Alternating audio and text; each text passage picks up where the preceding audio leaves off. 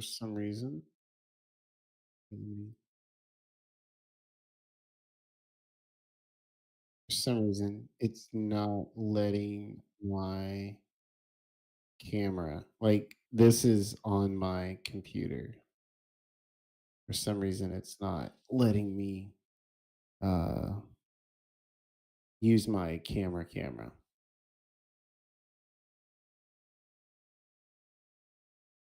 Might I recommend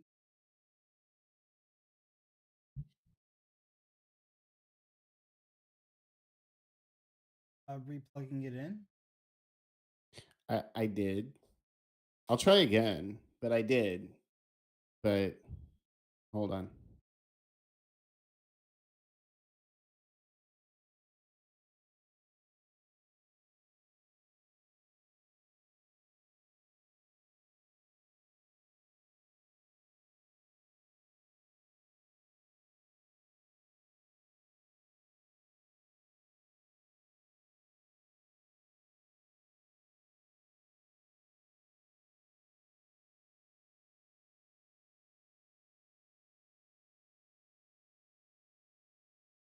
Can you hear me?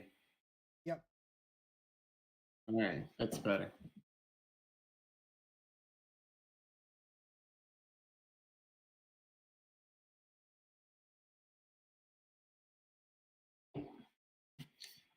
I'm gonna be a little bit further back.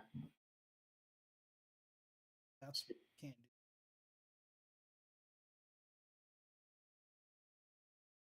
do. You may want to enter your.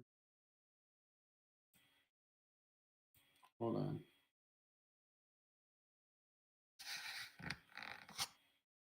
Is that better? Hurry. It's blurry. See, I feel like when I had my computer camera on, I felt like it was clearer. Hold on.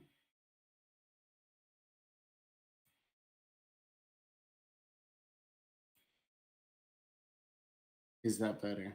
Yeah. Okay. That's from my computer.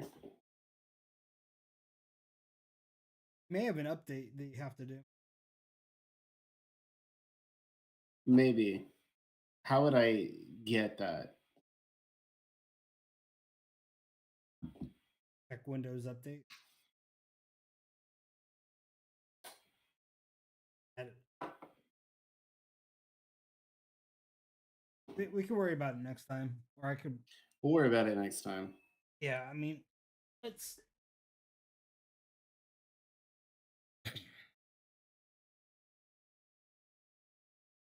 All right.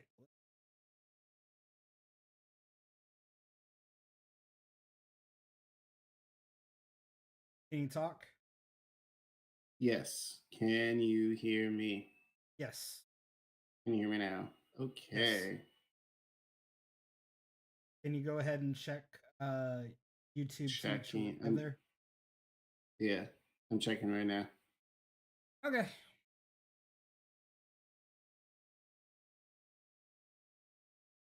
All right. Yes, I hear. Hold on. One.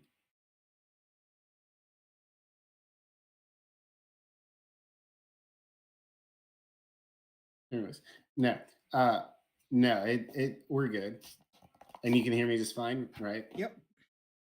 Sweet. Just making sure. All right. So yeah, we got about a 30-second delay, I would say, on YouTube, but I mean, no It's biggie. normal. Give me 1 second. Trying to get my camera to.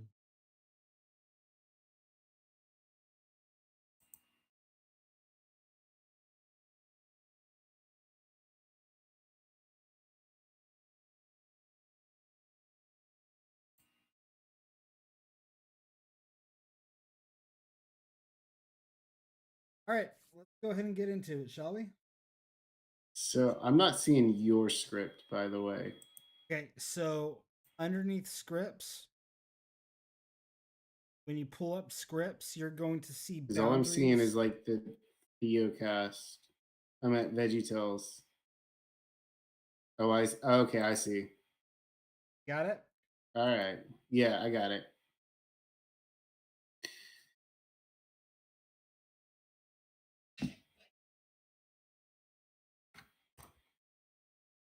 All right, let's go ahead and go. Let me do one thing real quick.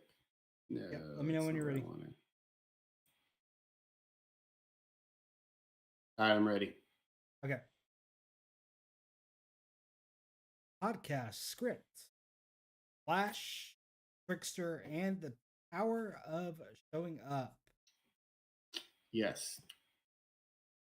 Hearing the intro music fades in. Dear, do do, dear do, dear do do do do, It is do, even excited and playful. Welcome back, everyone, to Faith and Fandom, the podcast where No, it's not superheroes. Faith and Fandom. We're Geek Theocast. Right. Any case, I'm Steven, your friendly neighborhood jokester, and I'm Jason.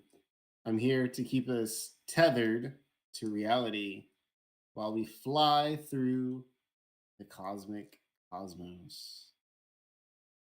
Where are we going? Who knows? We don't even know. But one of us has to stay tethered to the ground, so that's me.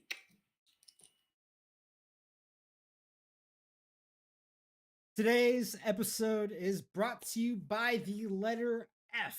That's right, F, as in Frank, as in Federico, or as in the letter F for Flash, Faith, and Feelings. Buckle up, folks. It's gonna be a doozy. It is. We are driving into one of the most unexpected tender moments in superhero TV, Justice League Unlimited. Their episode Flash and Substance, specifically one scene that means a lot, where Flash sits down with the Trickster. Yes, the villain, who is voiced by the great Mark Hamill, who, yes, also voiced Joker in Batman the Animated Series. But, anyways, Flash sits down with the Trickster and gently reminds him to take his meds because he understands him. Yeah, it's like if Batman had a therapy couch in the Batcave. Tell me about your mother. And also, where do you hide the kryptonite? Yeah. Yeah.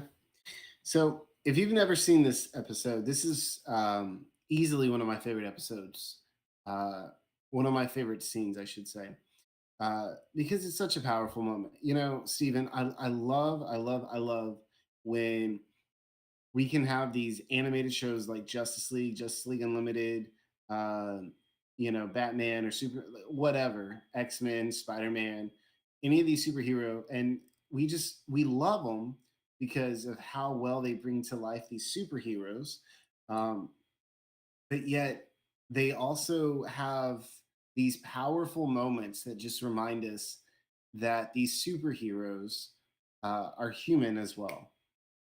So let me set the stage if I can. So in this episode, uh, Central City is uh, going to open up the Flash Museum in his honor. Okay, all the great things that he's done and all the villains he's defeated and all this great jazz.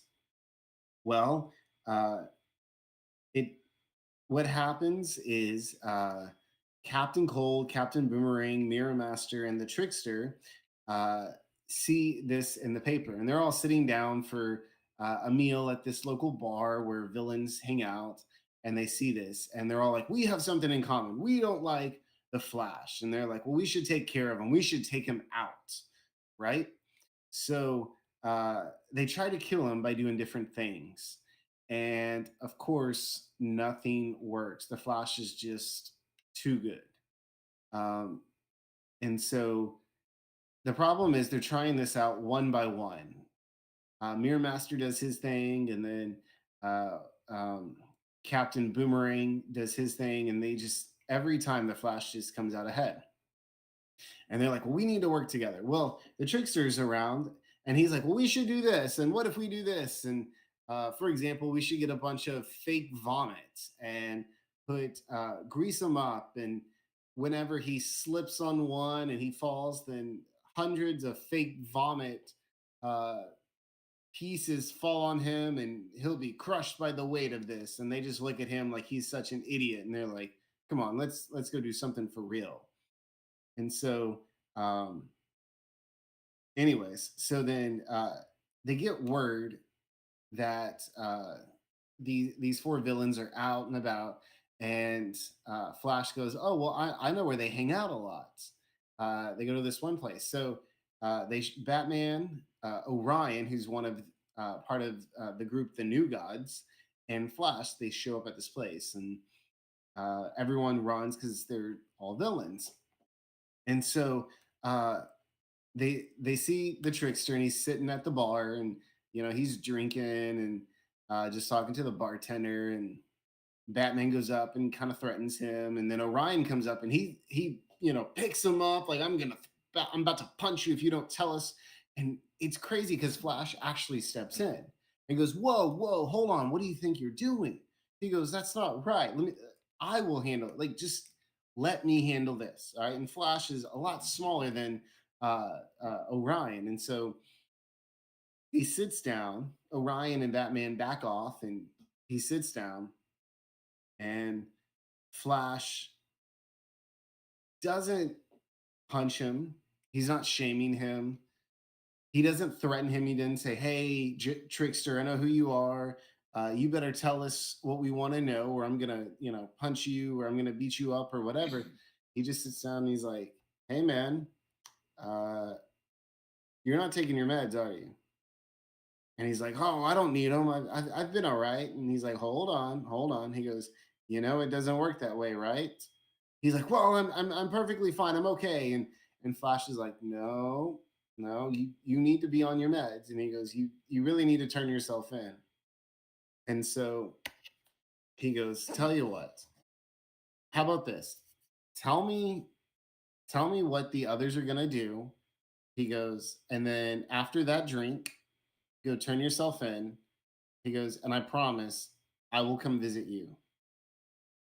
And so the Trickster says, okay, he agrees, and um, tells him what they were going to do, that these other three guys are going to attack him at the museum and all that.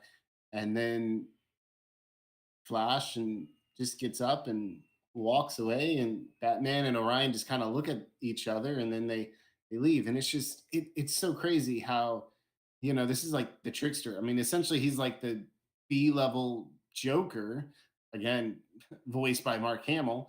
um and yet Flash doesn't look at him like a villain. He just looks at him like, you got some mental, you need some mental help.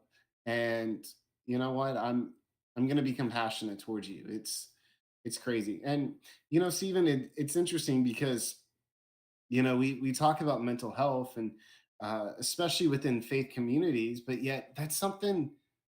Why is mental health something that kind of just gets pushed aside? Like, we talk about these spiritual battles, but we really tend to ignore these emotional ones. And I mean, can the Lord heal us? Does he give us peace? Absolutely. But we still got to make sure we are taking care of ourselves, that we're doing our part. If that means talking to a counselor, or confiding in a loved one, then so be it. If we're just having a really bad day, then that means talking to someone. Just be like, dude, I'm having a terrible time. I'm having a rough time with this, or whatever. But it's so amazing how in this situation Flash looks at Trickster, like, just with so much compassion. And yet, why doesn't the church do that more often? I mean, we know Galatians 6:2 says to bear each other's burdens, and in this way you fulfill the law of Christ.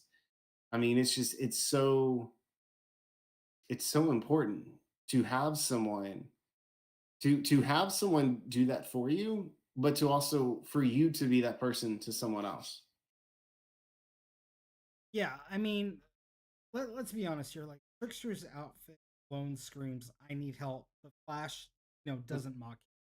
When we're talking about mental health, talking about things like that, you know, one of the things I appreciate about this with Flash, like you said, he sits down, calls him by name, and says, "Hey, you okay?" Like he's not in a shaming way. It's not in a judgmental way. Very much caring, caring way, and that's something like that we need to see more of. Not, and especially as Christians, like okay, so I'm gonna this month and next month we're gonna be talking about mental health. This is one of our pillars that we talk about, and it's something like we haven't really addressed that much. I'm trying to get a licensed counselor on the show and talk about some of the health stuff. When I told him that we were going over boundaries in another episode, he was,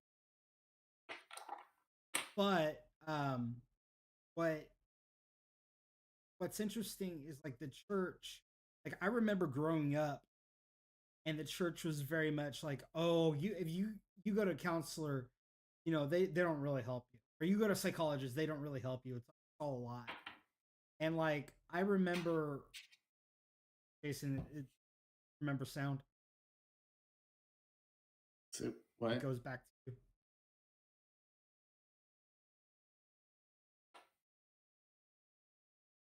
The sound goes back to me. the sound goes. The video camera goes back to you. Remember? Oh, okay. I'm just reminding you.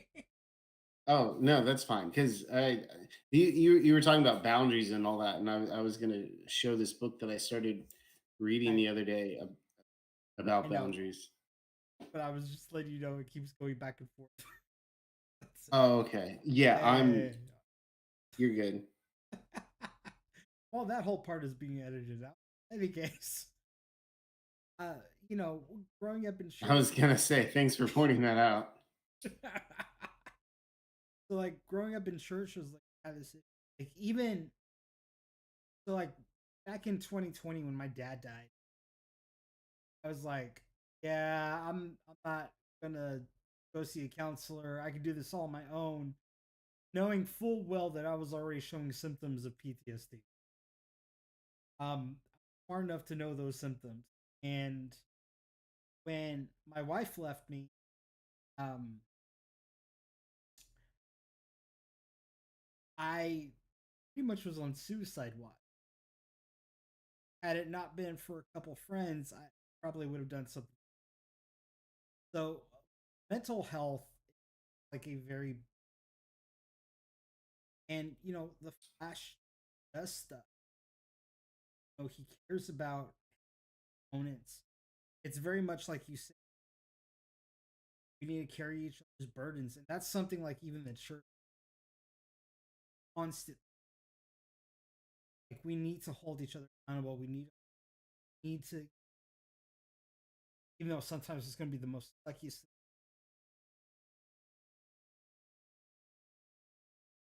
Yeah, yeah. And sometimes I think what happens is oftentimes we reach a point where we want to fix someone, or we feel like we have to fix someone, and we have to say, and then what ends up happening is we realize we can't fix this person, so then we try not to do anything. Well, I can't fix them. And really, if you think about it, the most heroic thing we can do is just simply to show up, not fix them, not diagnose them, just be there, you know? Just be like, I'm going to let you talk. And I just want you to know that I'm here for you. If you need anything, I'll grab you lunch. I'll grab you dinner. I remember when you went through your, you went through your divorce, like the early stages of it, I, I'm not, I came by and I picked you up and we went out to dinner and just hung out. That's not to say, hey, look at me. That's because I know how hurt you were, and it's like I just need to get you away from this. Like even for a few hours. let's go have dinner for just a few hours and just chill. And that's what we did. We had burgers. We went to Red Robin, yum, Yum. and just yeah, and just hung out because that's just I- that's that's all it takes. We overcomplicate it. Just show up. Just show up and just be available. And if that means showing up and talking, great. And if that means showing up and just not even talking, just zipping your lips and just sitting in silence for an hour. Sometimes that's all it takes. Yeah, it like it's kind of like Jesus with the woman at the well. He didn't start with sin. He didn't start with what your problems were. He just started. Tell me your story.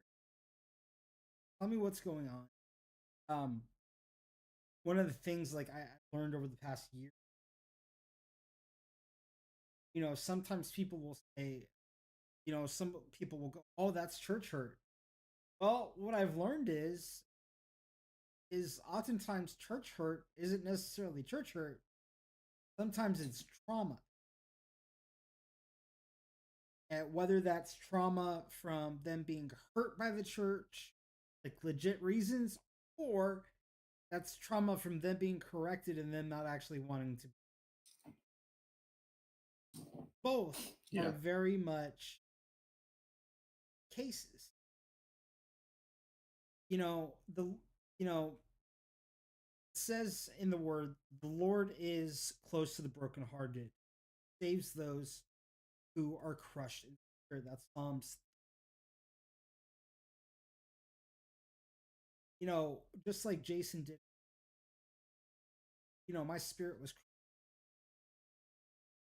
I'm going to share a little bit about some of the stuff that actually happened when she left because she don't listen. One of the things she told me is, "Thank God I know kids with you." That crushed me, and even to this day, that hurt. Like I remember telling Jason,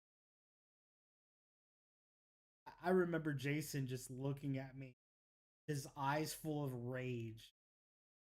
it it wasn't even funny, and when Jason's wife found out about it, he was even more ticked off than Jason was.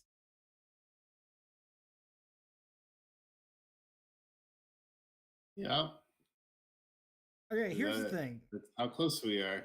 Yeah, confession time. If I were the Flash, I'd probably try to solve Trickster's problems with a high speed smoothie and possibly a pep talk. Be like, "Get her done, champ." But that's probably not gonna help at all. Yeah. I mean, he didn't need a fix. He needed a friend. And that's what the Flash gave him without agenda. The Flash could have tried to fix him. The Flash wasn't that type of person. I learned a long time ago. There's some people whose problems, yeah, you can help out, you can fix, but there's a lot of people whose problems you can't, and yet we try to. And why do we try to do something we're not really qualified for? Like being a pastor, you go through counseling in the sense that you learn how to be a counselor, but I am not on the same level as a licensed professional counselor. You know, Nor I've should you ever taken claim to marriage be. counseling classes, so I can do premarital counseling. I've taken just regular counseling classes. I did it in Hold college, on, and then when I Jason. went for my Jason, give me a master's of sec. divinity, I had to go through. I went through a few counseling classes.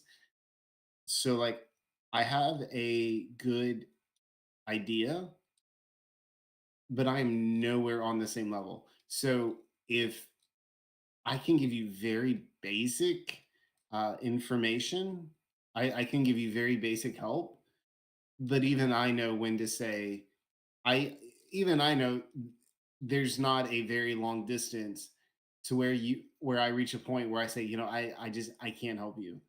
I'm not the person. And again, in this case, Flash couldn't really help the Trickster. There's not really much he could have done. He just was more of a friend. It was just like, you're off your meds, and that's really not good. How about you go turn yourself in, and I will come visit you. I'm not going to try to fix you. I'm not going to tell you, a bunch of things you already know. I'm just going to say I'll still show up, you know? And that's just that's what's so great about it.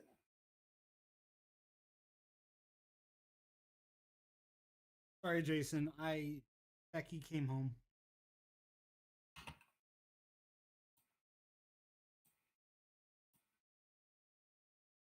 You're good. and of course my camera.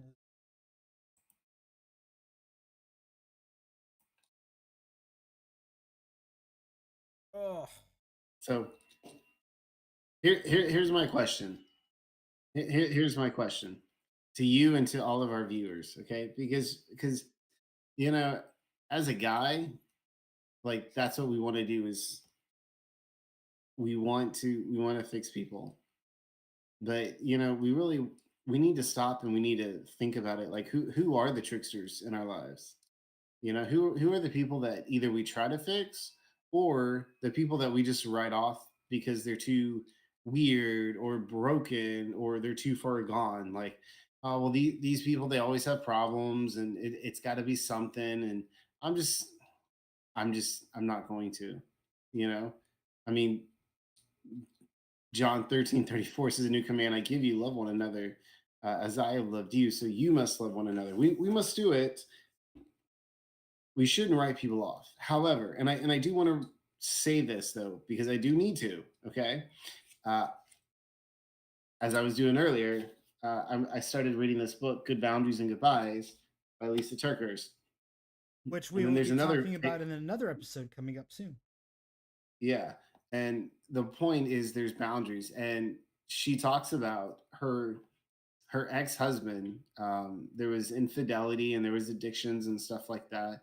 And she said that, like she had to realize that even as Christians, there are because here's the off ramp or whatever you want to call it. Here's the thing though, we don't want to write people off. We don't want to say, well, they're too far gone or whatever. But again, we have to have discernment to know I can't do anything about this Yeah, because that's what she had to do is she had to set boundaries and say, you know what, you're you're violating these boundaries. I can't do anything to help you. So the loving thing I can do is point you to someone who can. So we just, you don't want to write people off, but we also have to have those boundaries to know when we can do something and when we can just simply say, again, like the Flash, you know what? You need to go do something yourself, but I'll still support you and I'll still show up. yeah. I mean, let's be honest here. There's some people are just like human pop up where they will just complain about something all the stinking time. They'll have a problem all the time. Yeah, they still need grace, but again, going back to boundaries, this is where it's important to actually set those boundaries. And we're gonna, like I said, we're gonna be talking about that in.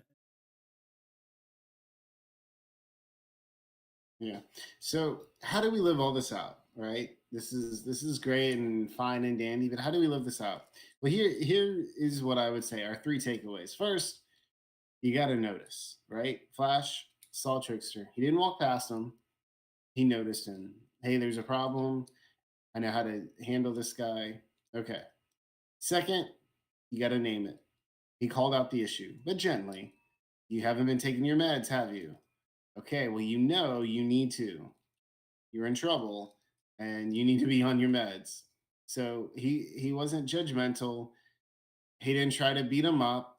I mean, he could have just grabbed Trickster, threw him over his shoulder, and ran to the police station and, turned him in. And they would, oh, Flash, our hero, and blah blah blah. But he didn't do that. He said, "Hey, you know what? This isn't right, but I'm gonna let you finish that drink, and then just promise me you're gonna do the right thing." And then third, normalize it. Mental health is not a moral failure. It's part of being human. Oftentimes, you hear, especially with older generations, well, we don't need mental health. That's just an excuse. You just need to pray more. Look, I'm a pastor. I spend time in the Word, and I still have a counselor. I still have someone that I have to go to, that I have to talk to, because life can be hard. And if I don't, uh, well, then things happen. I've never been suicidal, but I have dealt with depression. I know what that's like to be depressed, to literally not care about pretty much anything in the world except for like my family. And even then, I wasn't really present, you know? I'm in the word, I'm doing what I'm supposed to, I'm doing ministry and all this stuff, and I still dealt with depression. So, mental health is not a moral failure. It's not, well, you're not a strong enough Christian. It's just you really got to take care of yourself, because that's how the enemy attacks us. So, you know, Proverbs tells us, he says, speak up for those who cannot speak for themselves, defend the rights of the poor and the needy. We got to do that for ourselves, but we also got to see that in other people, especially those that we're close to. We don't want to jump the gun too quick. We don't want to be too hasty. Um, but if you see something, talk to that person. And again, don't don't let there be this stigma about mental health and anything like that. Just normalize and say, hey, if you need help, it's okay. There's nothing wrong with that. Yeah, and then like maybe the fourth one is don't wear a costume with a spinning boat. Yeah, that's fair. Spinning bow ties are just a little bit kooky. But seriously, if you're listening to this and you're struggling, just know you're not alone. You're not weak. You're not broken beyond repair. You're not a bad Christian. Again, I've been there. I've had my own mental health struggles. Steven's been very open about his. It's called being human, and that's okay. Yeah, you're just human, and humans need help sometimes. Even the Flash knows it. Like, I know we're talking about the Flash, but like the one quote that in my head right now, the from Wreck It Ralph, the bad guy club. Like, I'm a Mm, bad guy. I'm a bad guy, but I'm not a bad guy, and that's okay. You know, yeah, it's such a good movie. Oh yeah.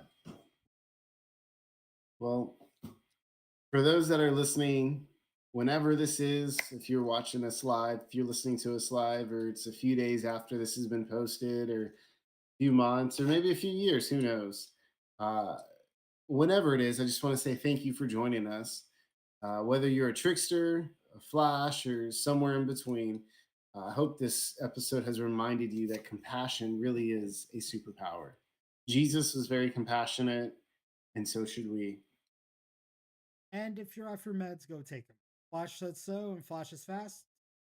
So if you're Yeah. like Santa Claus. So, right. He'll know. The Flash will know. Anyways, well, thanks for joining us again on this episode of Geek Theocast. Uh, we love you guys.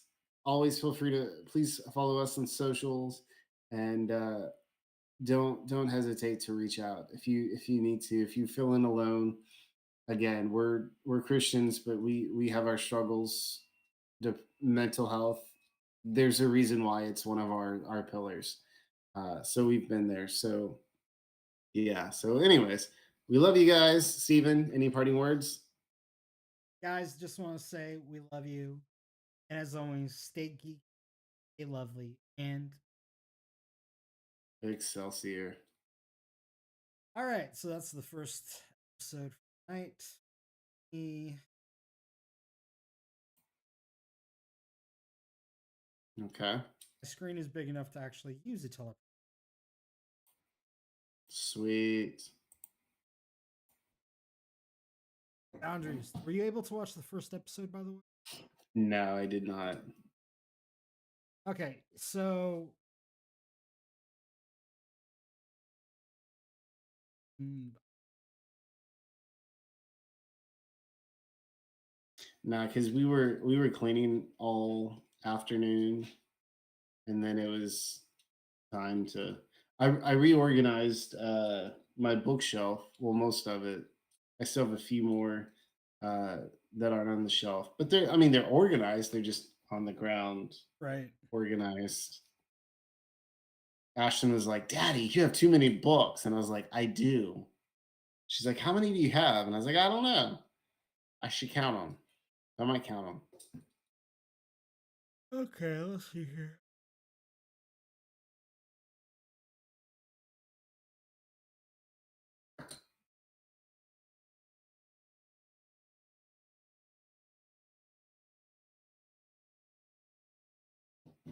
Okay, so imagine if the concept was Psyche K, but the only one with cool magic powers is literally everyone else except the main character. Also, the main guy is really good at dodging, which is treated like a magical feat despite strictly saying that he's just a human. And also, the animation looks really bad for now. I'll just go off the thing. Okay, so I'm trying to find it, but I can't. But that's so in essence, uh, I'm hearing an ad. Or I guess you were watching a video. All yeah. right. Let me see if I could add something into this.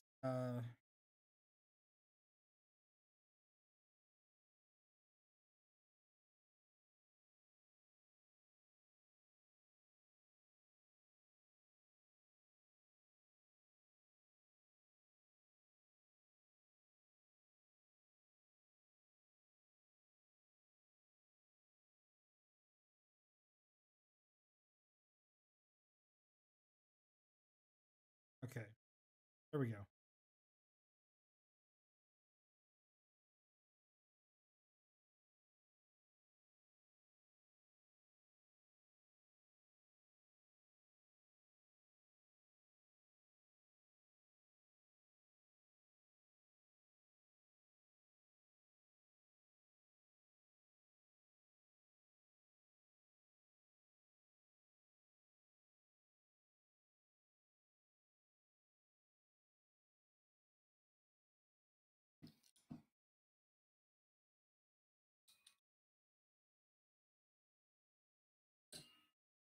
All right, I'm literally making a synopsis.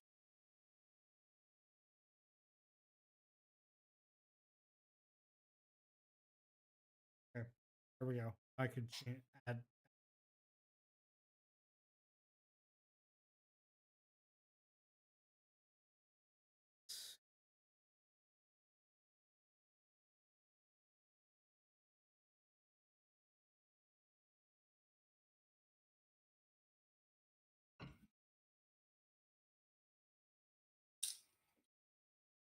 Go in and change this.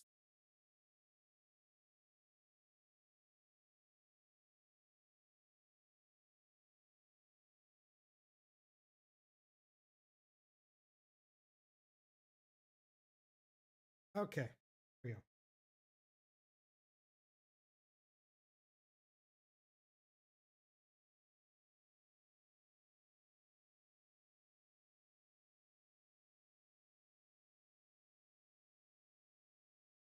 All right, I'm ready whenever you are, bud.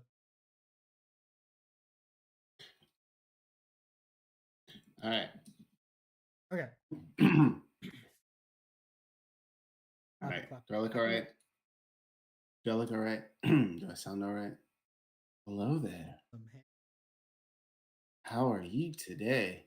What's up? Good looking. Good. Hey, hey, good looking. What you got cooking? How's about cooking something up for me? Good old Hank Williams. Okay. All right, Moving for on. reals. Five, Moving six, on. 7, 8, straight face. Moving on. All right. All Welcome right, I'm good. everybody to another episode of Geek Theocast. Today we're talking about personal boundaries. Which, if you ask me, Aruma has about as much of it as I do when someone says, "Hey, want free pizza?" That's zero, by the way. Not even gonna lie. Nice. Yeah. Aruma literally cannot say no. It really gets him into some wild situations. Beyond the laughs, there's a real lesson here. Boundaries. That's a big word we're going to be talking about today. Boundaries. They protect our identity and help us live out God's calling. Exactly, because if you don't set boundaries, one day you might wake up adopted by a demon grandpa, enrolled in a demon school, and somehow running a literal magical army. I mean, totally normal stuff. Normal life stuff, right? Right? Yeah. No. I mean, not quite, but it does make us think. So let's dive into some questions about personal boundaries, and we'll pass the mic back and forth as we reflect. I'll try to pass my mic through the camera, and maybe you can get it. But then again, we have different mics, so Yeah, how I about have I one. just keep mine and you keep yours? Is That that sounds okay? good. Sounds good. Okay, let's So do that. before we get into this, we're going to talk about some of just about this manga or anime called Welcome to Demon School Urumikun. I know there's a lot of people that have never heard this, watched it, whatever. It's really is a great anime. So let's go ahead and talk about the origin and personality of Uruma Suzuki. He's an ordinary 14-year-old human from Japan whose neglectful and self-centered parents never truly cared for him. Growing up in this environment, Aruma kind of developed extreme empathy and kindness, often putting others' needs before his own. He rarely asserts himself and doesn't instinctively recognize social limits, giving him a quote, no boundaries personality. Emotionally, socially, and personally, he tends to overextend himself, which makes him both vulnerable and endearing. The premise of this manga is Aruma's life changes drastically when his parents sell him Sullivan, a powerful but yet caring grandfather like demon. Sullivan adopts Aruma as his grandson and enrolls him in Babylos, a school for the where Aruma must hide that human while navigating a world full of magic, bizarre creatures, and eccentric classmates and teachers. The manga follows Aruma's adventures as he learns magic and demon customs, forms deep friendship and bonds despite being an outlaw. Faces challenges, competitions, and dangerous situations with courage and cleverness. Uses empathy, selflessness, boundaryless kindness to stand out and inspire those. Yeah, he really struggles to set boundaries because he can't say no. Literally. One of the most power literally one of the most powerful two lettered words that we have. No. And yet he can't. And how does that make us reflect on our own ability to say no when needed? Matthew 5:37, Jesus said, "Let your yes be yes and your no be no." I mean, Stephen, what jumps out to you about that? Well, like one of the things like we about like I grew up doing yes be yes and no. That's like bottom line. Like I grew up where if you're going to say yes to something, you I say yes to something, to do it. Meanwhile, if I say no, it means no. Like that those are just like the reality of it. Yes means yes and no means no, point blank. And that's one thing the Bible teaches. Let your yes be yes and no. Thoughts, Jason? Yeah, no, I agree. Um, if if you if you say yes to everything, you overexert yourself, and there are just some things that you will not be able to do. Um, and then what was a yes becomes a no, or your yes with good intentions, mind you, become a total train wreck. And then you look back and you say, well, what went wrong? Well, because I said yes to something that I should have said no to. For example, Steven, I love you, buddy. But if you ask me for $1 million, I can't say yes because I don't have it. Now, if I said yes, but I don't give it to you, well, then that looks bad on me. So at times, we have to make sure that we say no. I mean, we just, we have to, sometimes you got to think about yourself. Yeah. Like here's the thing. If a roommate keeps saying yes to every dangerous thing, what does that show us about the risk of ignoring person?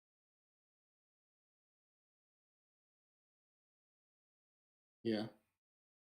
Jason, I I kind of mean, want to hear your serious take this. Jason, like when you were starting out in ministry, like you could not say no to any. correct. So you got yourself in a Correct. couple situations that weren't exactly the best because you couldn't say no. Yeah. Yeah. Because you want to make a good first impression. When you start off somewhere new, you want people to know you're reliable. You want people to know that you've got great ideas. You want people, you want to put forth this great persona.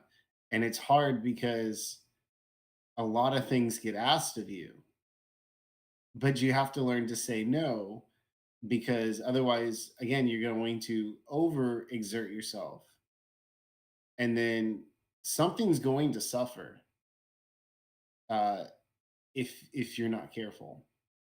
And like for example, and here's a prime example of this. When we first became lead pastors, um, we had been children's pastors for 7.5 years or so, and then we became lead pastors. And my daughter was born, or no, we became lead pastors on a Monday, which was April 1st. No joke. uh, April 1st, we became lead pastors. Of 2019, we became lead pastors, which was a Monday. And then that Friday, the 5th, our daughter was born. So in 1 week, we became lead pastors and first time parents. I didn't really have boundaries. So in my mind, I'm thinking, I have to do what's best for the church. And in reality, I was neglecting my own family. And we had to have a very hard conversation that lasted months. We were in a tough season for months until we came to an understanding. My wife and I came to an understanding that I needed to have better boundaries within the church because I can't do everything. Because my wife was dealing with postpartum depression, and her husband wasn't at home because he was doing ministry, he was doing God's work. And here's the truth: doing God's work means putting your family first. Because if you can't take care of your own family, then you can't take care of a church. So I had to learn that. I couldn't say yes to everything. I finally got to a point where I had to tell people, someone say, hey, Pastor, I have an idea. I'd say, great, you do it. You lead it. Well, I don't have the time. Okay. well, I can't do everything. Well, pastor, you're the pastor. You should do everything. In fact, get this. I was told the rest of us have full time jobs. And I'm like, I'm sorry. Um, I'm on call literally 24/7. I've answered my phone 24 hours a day, 7 days a week, even when I was on vacation, even when I was celebrating some holiday. My phone would ring because, you know, so again, I had to have boundaries because if we don't, someone's going to suffer. Yeah.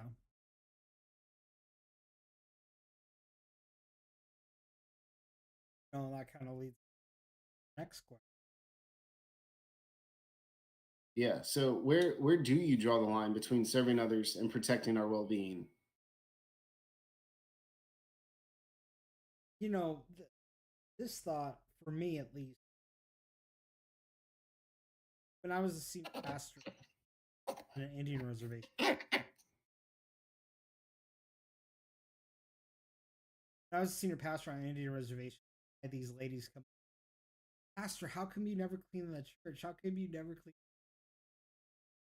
And I would spend hours cleaning the church.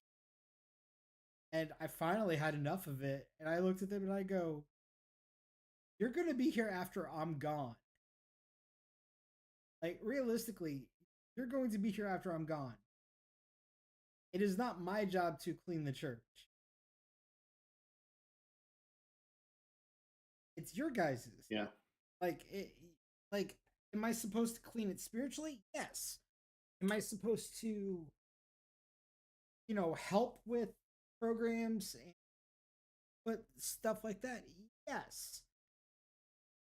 But as far as cleaning the church goes, I've already cleaned it. You're complaining about me cleaning it. Then no, then it no longer becomes my job. Then it becomes the person who came to me, and I told them this. I'm like, this is your church. It's God's church, but you are a worker in this church. You need to step up. They looked at me and said, you're right, Pastor. And every week they would come clean the church. I never had to clean the church again because they wanted to. There comes a line where you can only take so much before it starts affecting not only your mental health, but also like sometimes even your physical health. Like one of the things like I've had to relearn is setting up my boundaries where the way people talk to me or the way some people will say to me, I'm just like, I don't like that. You just need to shut up. That's what sometimes setting godly boundaries is. Like letting people know you do not cross this line. Do not cross this line because the moment you cross this line, Steven goes from normal Steven to turned up Steven that's not a very nice guy to be around.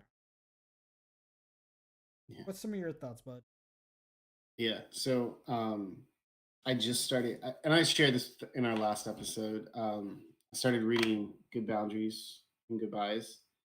Um, it's amazing. Also, side note, there's another very famous book called Boundaries. Shocker. And I know, and they have boundaries. They have boundaries in marriage, boundaries for teens, boundaries for kids, and all that because it really is so important. Um, but like with this one, I highlighted a few things. Um, I just want to read one line. I highlighted not a whole lot, but this is one of the one things. This is why boundaries are so important. Okay, I'm going to read just one sentence. It says Okay. this: where there is an abundance of chaos, there is usually a lack of good boundaries. Ooh. Ooh. Um, we wonder why our lives are so chaotic. It's because we don't have good boundaries.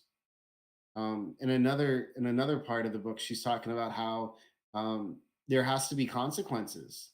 Like you have to follow through with consequences um, when someone crosses a boundary that you've established. And it's not even like a big major thing. It may be something like if my wife if I ask if my wife asked me to uh, go online and pay the car bill or pay the car insurance, right? And I don't do that, I've crossed a boundary that this was supposed to get done. And I said I would do it, but I didn't do it. Right. So what happens? Now, it might just simply be, oh, snap, we got to pay a late fee. Okay.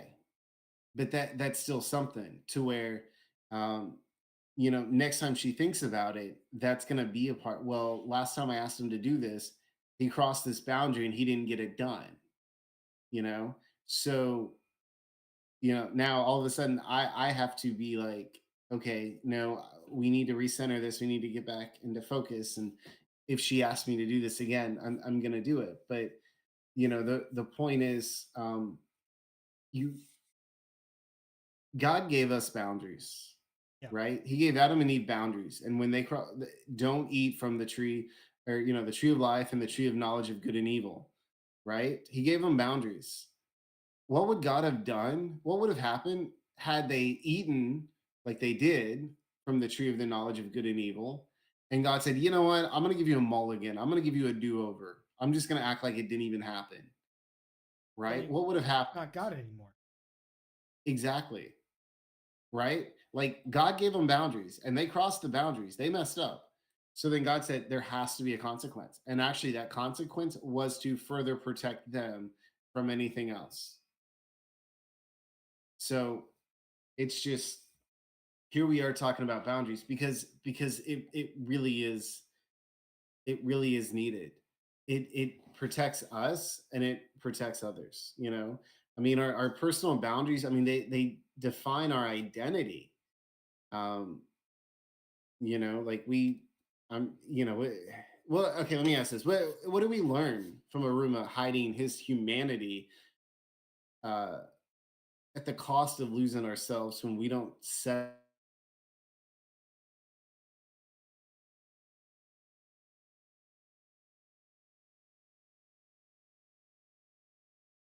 Hello. My internet went out. Okay, Can you hear just me? ask the question again. Can you hear me? Yeah. Okay. It's not my internet went out for a moment. All right. I said personal boundaries often define our identity. So, what do we learn from Aruma hiding his humanity about the cost of losing ourselves when we don't set those healthy limits? Like, here's the thing. Like in the in the series, him hiding it, like he has to put on all these perfume. Like he's he's essentially not like who he really.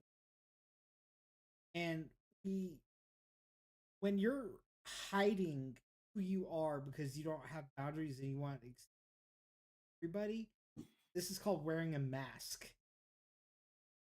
And like people with ADHD, autism, stuff like that, like we learned from an early age to wear these masks because these are socially accepted norms, right? But honestly, like they're not who we really are. Like it's okay. So, Jason, you've known me for and realistically, there's not a thing that you don't know about me.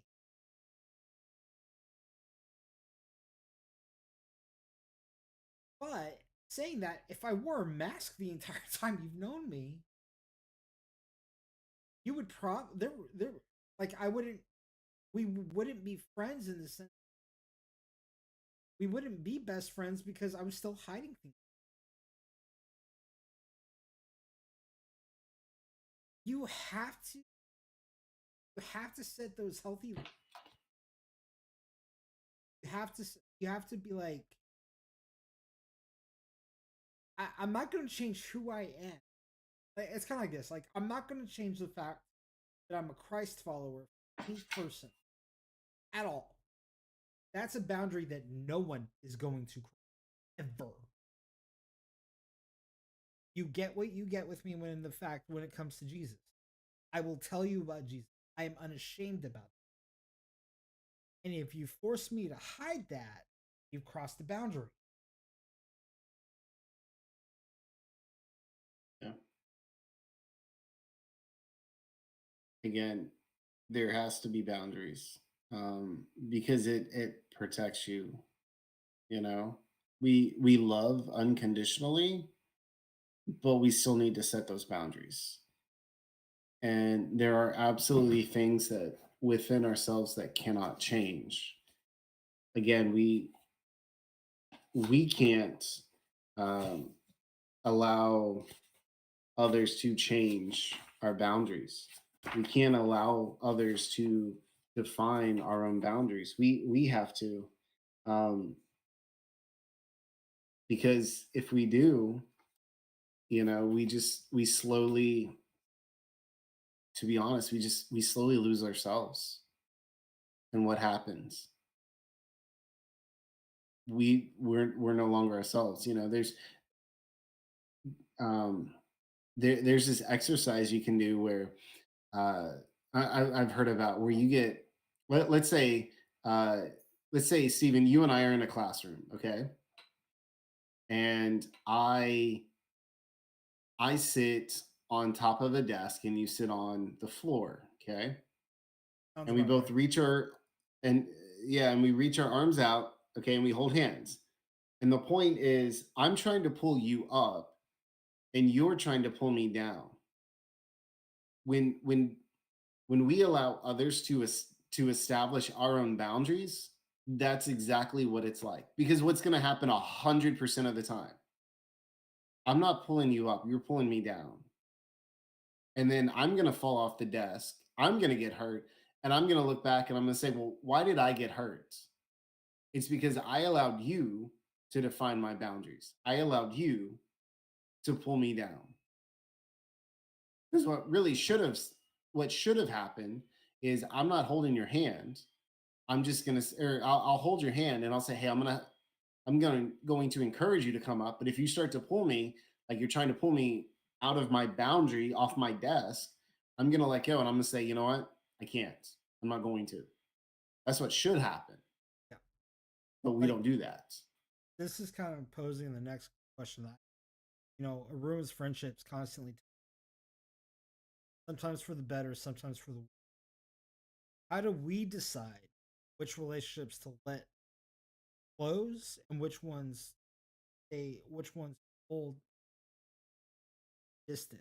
The Bible talks about Proverbs 4, hard are. Yeah. I know we kind of talked This about this book, you theme. have to read this book. You have to read this book. You have to read this book. Literally, she talks about it in this book. And I highlighted part of it. Go ahead. You do your thing, and then I'm gonna answer. Yeah, so like for me, again, you have to decide which ones are healthy. Like, I decided with my wife that was like, gonna keep her as far away as possible. It wasn't good for my point blank. I was in an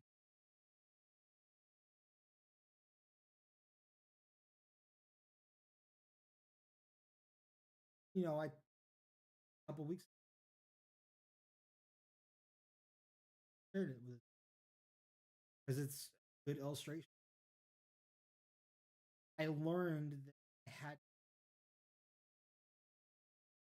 boundaries. One of those boundaries is just, honestly, I still love her, but not going the boundary that I have to very much had not. Now, there's relationships in my life that are close. Like my relationship with Jason, his wife, his dad, mom, wife's mom, those relationships because they encourage me. My mom, um, other relationships that are going to keep you at arm distance because you don't need it. Jason, what's your So I have a bank account. I know the password to my bank account. and You that know who is else? You know who else knows the password to to my bank account? your wife. My wife. Because we have an established relationship that she has access to my bank account. Our bank account, I should say, because it really is ours. Vice versa. I have access to the bank account because we have established that trust access. It's the same thing with us now. Let me pause. Now, Stephen, I love you, but you don't have access to my bank account.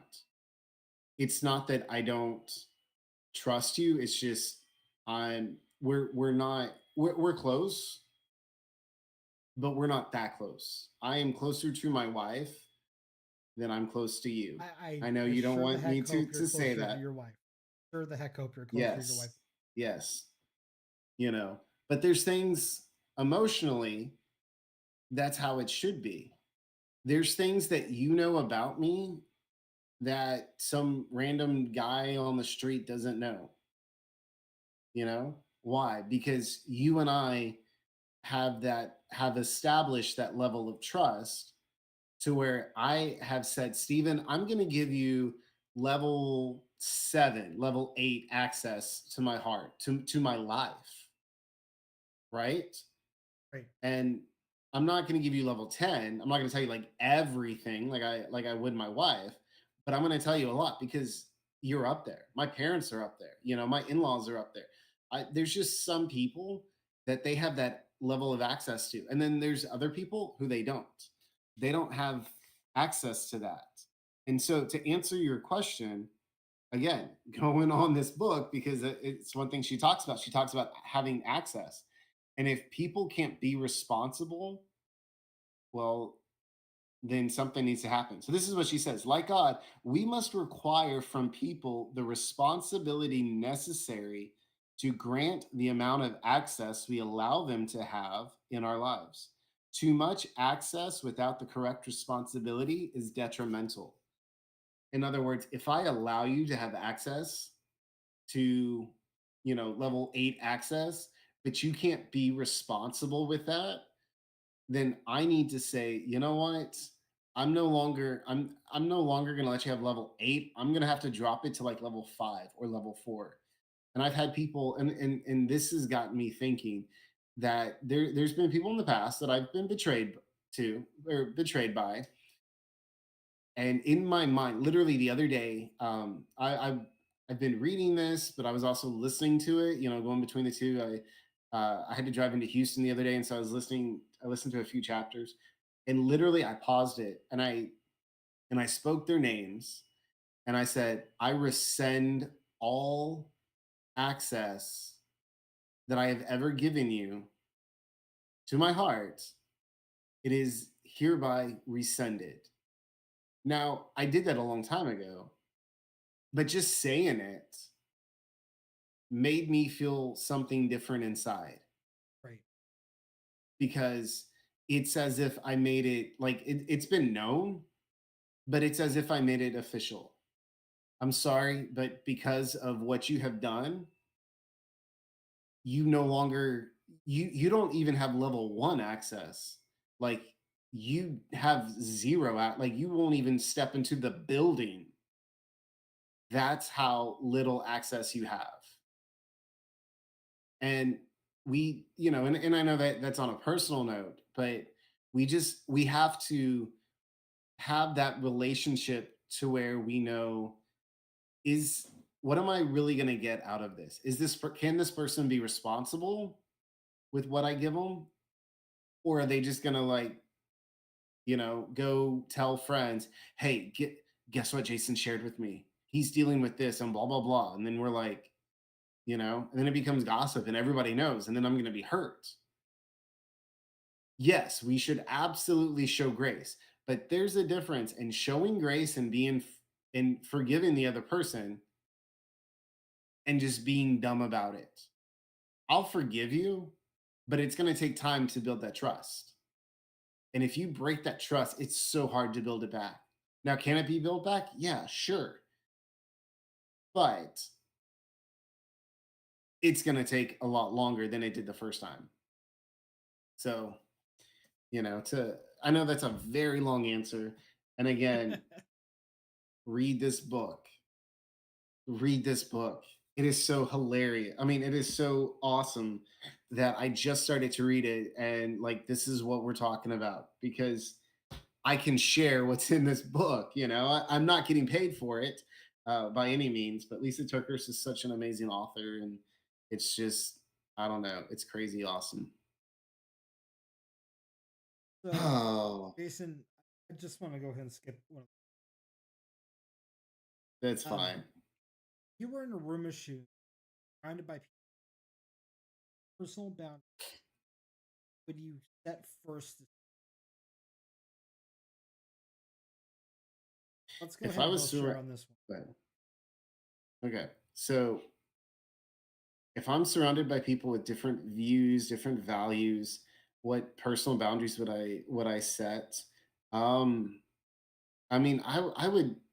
I'm an open person, but I'm not one that's just going to try. I'm not one that's just going to try to like start an argument. But I'm also secure in my faith to know that if there's I'm secure in my faith to know that if there's things that you say that I disagree with, I'm going to make those mental notes. Okay, this is what you believe. Okay, now I understand this.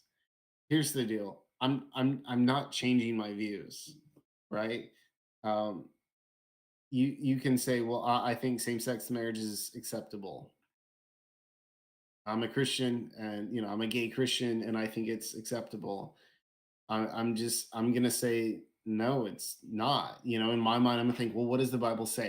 Okay, well, I know in Romans it talks about how men gave up relationships with women for relationships with men, and so God gave them over to a depraved mind. In my mind, that's what I'm thinking. So that I'm analyzing what you're saying, so that I mean, if you ask, I'm gonna tell you. I'm gonna shoot straight. I mean, I'm not gonna sugarcoat it. I'm not gonna change it, but I'm also not gonna be a jerk about it, you know. But I'm gonna be solid in my faith. And if I'm probably not really gonna say too much, but if you come after me, just know you come guns a blazing. Well, I'll be ready. Get ready to defend yourself and your views. But at the end of the day, we're allowed to have different views and values, and even if it's wrong, we're still allowed to have it. So um, just stick with the truth is what I would say. and that kind of same thing. I'm not going to tell. We were talking about this earlier. Like Christianity is the most one of the offensive religions in the world. Why? Because there's only one way. There's only one way. Or to say sin is permissible, or say it's okay, or That's going. Christianity is meant to be because you're either going to be alienated by it, guard it, or you're going to agree with it. It doesn't matter which one you do, it's offensive. Christianity by itself is offensive. Um, that's just part of the course. You know, we were talking about personal boundaries, all this entire episode. Personal boundaries protect our identity, help us stay aligned with God's will. And jokingly, and sometimes they also prevent demon grandpas from giving us 47 helpings of cake for breakfast. That's very tempting, though. I mean, I don't know if I could do 47, but a few helpings, I'm there. All right, guys. This is my challenge for you this week. Eat as much cake as humanly possible and tag us on X. And Oh, I will. We'll be making cupcakes. My birthday was my birthday and my wife's birthday was this past week, and we got cupcake mix. So we'll be making cupcakes in the next few days. So I will definitely be doing that. okay, I will. I'll tell you how much cake I eat. I may get some carrot cake. I may get some. There you go. All right, guys. This has been another Geek Cast episode where theology and wine. Until next time, stay geeky, stay lovely, and last but not least, Jason. Excelsior. All right, guys. We'll talk to you later. We love you. Make sure to like and follow us. There you go. All right. Bye, guys.